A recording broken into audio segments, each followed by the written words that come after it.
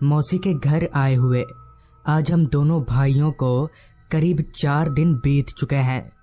गर्मियों की छुट्टियां अभी भी बहुत बाकी है। हम तो ये पहले से ही तय करके आए थे कि 10-12 दिन आराम से मौसी के घर में रहेंगे, पर हमारी इस सोच पर पानी तब फिर गया जब एक दिन अचानक मौसी के घर पर हमारे घर से चिट्ठी आई। चिट्ठी पढ़कर हम काफ़ी परेशान हो गए, क्योंकि उस चिट्ठी में लिखा था कि घर पर दादाजी की तबीयत अचानक से बिगड़ गई है। साथ ही उन्होंने ये भी लिखा था कि हमें लाने के लिए वो हमारे पास एक ठेला गाड़ी वाले को भेजने वाले हैं, जो कि दोपहर तक यहाँ यानी मौसी के घर पर पहुँच जाएगा। खबर सुनकर हम दोनों भाई काफ़ी परेशान हो गए, और क्योंकि बात काफ़ी गंभीर थी इसलिए मौसी जी ने भी हमें नहीं रोका। जिसके बाद हम दोनों भाई फटाफट अपना सामान समेटने लगे और दोपहर का खाना खाकर उस ठेले वाले के साथ अपने गांव की ओर निकल पड़े। ठेले वाला हमारे गांव का ही था। उसका नाम बिरजू था। हम लोग उसे बिरजू काका कहकर बुलाते थे। खैर, चूंकि मौसी के यहाँ से हमारा गांव काफ़ी दूर था, तो हो सकता है वहाँ पहुँचते पहुँचते हमें रात भी हो जाए। और क्योंकि उस जमाने में ऑटो रिक्शा या कोई दूसरा साधन नहीं हुआ करता था, तो कहीं ना कहीं दूर जाने के लिए इसी तरह से जाना पड़ता था।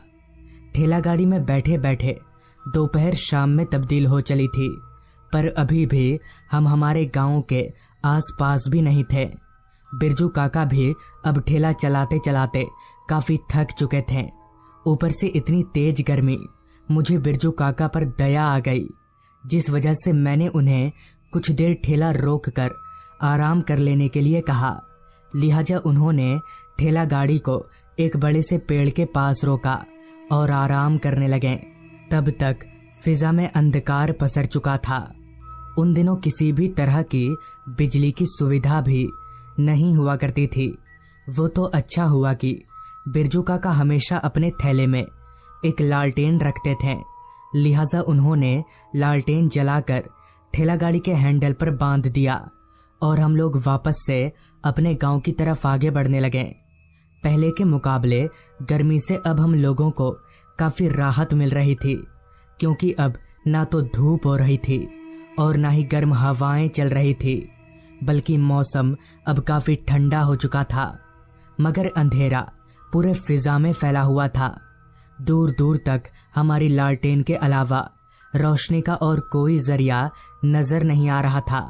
अभी हम लोग गांव के उस कच्चे रास्ते पर आगे बढ़ ही रहे थे कि तभी बिरजू काका ने कहा, बेटा तुम लोग पैर ऊपर करके बैठो, रात का समय है, ऊपर से अंधेरा भी काफ़ी ज़्यादा है। बिरजू काका की बात सुनकर मैंने और मेरे छोटे भाई श्याम ने, हम दोनों ने अपने पैरों को ठेले के ऊपर चढ़ा लिया। कहीं ना कहीं उस अंधकार भरे माहौल में मुझे काफ़ी डर भी लग रहा था। पता नहीं कब क्या हो जाए। इस प्रकार के हजारों ख्याल एक ही बार में दिमाग में घूमे जा रहे थे। पर चूंकि हमारे साथ बिरजू काका थे, तो कहीं ना कहीं हमारी हिम्मत बंधी हुई थी। मेरा छोटा भाई श्याम बैठे बैठे ही झपकियां ले रहा था, मगर मुझे ज़रा भी नींद नहीं आ रही थी। मैं चुपचाप ठेले पर बस बैठा रहा और इधर उधर देखे जा रहा था। अभी हम लोग आगे बढ़ ही रहे थे कि तभी बिरजू काका ने हम दोनों से कहा, देखो अब हम लोग जिस रास्ते पर जाने वाले हैं वो रास्ता उतना सही नहीं है। अगर पीछे से कोई आवाज़ दे या फिर किसी भी तरह की कोई आवाज़ आए तो तुम लोग गलती से भी पीछे मत देखना, समझ गए। इस पर मैंने बिरजू काका से कहा, पर काका ऐसा क्यों, पीछे क्या है? इस पर काका ने कहा, आज आसमान पर चांद नहीं है, मतलब आज अमावस है। इतना कहकर बिरजू काका एकदम से चुप हो गए और तेजी से ठेला गाड़ी आगे बढ़ाने लगे। हालांकि उस समय मैं छोटा ज़रूर था, पर अमावस की रात क्या होती है ये मैं बहुत ही अच्छे से जानता था। तो बिरजू काका की बात सुनकर मैं और भी ज़्यादा घबराने लगा, मगर अब किया भी क्या जा सकता है। खैर हम लोग आगे बढ़ते रहें अभी हम लोग जंगल से घिरे उस कच्चे रास्ते पर कुछ आगे बढ़े ही थे कि तभी अचानक हमें पीछे की तरफ से कुछ अजीबोगरीब आवाजें आने लगी, जैसे कोई हमें बुला रहा हो। आवाज सुनकर अभी मेरा छोटा भाई श्याम पीछे पलटने जा ही रहा था कि तभी बिरजू काका सामने से बोल पड़े, पीछे मत मुड़ना, उस आवाज को नजरअंदाज करो। बिरजू काका की बात सुनकर श्याम पीछे मुड़ते मुड़ते रुक गया। मुझे समझ नहीं आ रहा था कि आखिर ये आवाजें हैं क्या और किसकी हैं और इस रास्ते पर आ कहां से रही है। पर मैं इतना जरूर समझ चुका था कि हो ना हो दाल में कुछ तो काला है, पर मुझे ये नहीं पता था कि यहाँ तो पूरी दाल ही काली है। हमारी ठेला गाड़ी उस रास्ते पर काफी आगे निकल आई थी, पर वो आवाजें थी जो हमारा पीछा छोड़ने को तैयार ही नहीं थी। मैंने अपने कानों को अपने हाथों से बंद कर लिया था। कुछ देर बाद जब मेरे भाई ने मुझे कान से हाथ हटाने का इशारा किया तो मैंने अपने हाथों को अपने कानों पर से हटाया। वो अजीब तरह की आवाजें अब बंद हो चुकी थी। तभी बिरजू काका बोले, अभी खतरा टला नहीं है, चुपचाप बैठे रहो, पीछे मत देखना। बिरजू काका की बात सुनकर मैं काफी घबरा गया कि भला अब क्या होने वाला है।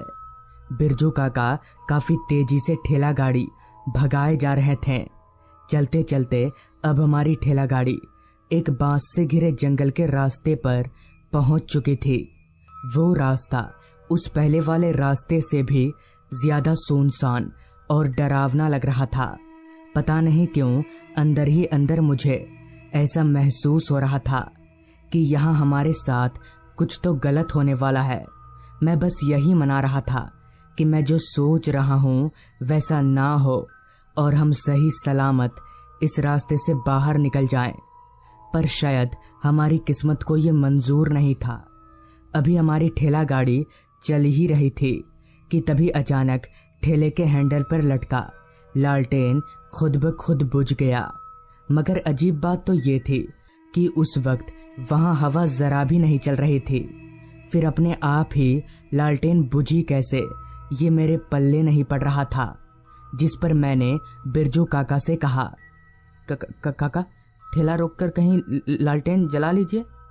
तो इस पर बिरजू काका ने कहा, नहीं, यहाँ ठेला रोकना ठीक नहीं रहेगा। बिरजू काका की बात और उनके ये बोलने का तरीका साफ तौर पर बता रहा था कि हम अभी भी मुसीबत से नहीं निकले हैं। बांस जंगल से घिरे उस रास्ते पर ठेला गाड़ी तेजी से अभी चल ही रही थी कि तभी अचानक ठेला गाड़ी की रफ्तार खुद ब खुद कम होने लगी, जबकि बिरजू काका उसी तरह से पेंडल मारे जा रहे थे। ऐसा लग रहा था जैसे किसी ने पीछे से ठेला गाड़ी को पकड़कर रखा हो। और क्योंकि मैं और मेरा छोटा भाई हम दोनों आगे देख रहे थे तो हमें साफ तौर पर पता नहीं चल पा रहा था। धीरे धीरे ठेला गाड़ी पूरी तरह से रुक गई और तभी पीछे से एक आवाज आई, ऐसे बचकर नहीं जा सकते तुम लोग। आवाज सुनकर मैं अभी पीछे पलटने जा ही रहा था कि तभी बिरजू काका अचानक जोर जोर से गायत्री मंत्र पढ़ने लगे और उनके ऐसा करते ही हमारी ठेला गाड़ी आगे बढ़ने लगी। धीरे धीरे ठेला गाड़ी की रफ्तार बढ़ती चली गई और हम लोग सीधे अपने घर जाकर ही रुके। बाद में बिरजू काका ने बताया कि वो रास्ता बहुत सालों से ऐसा है। लोगों का कहना है कि उस रास्ते पर जिन्नों का वास है। उस दिन तो हमें अपनी मजबूरी के चलते उस रास्ते पर जाना पड़ा, मगर उस दिन के बाद से हम लोग कभी भी उस रास्ते पर नहीं गए।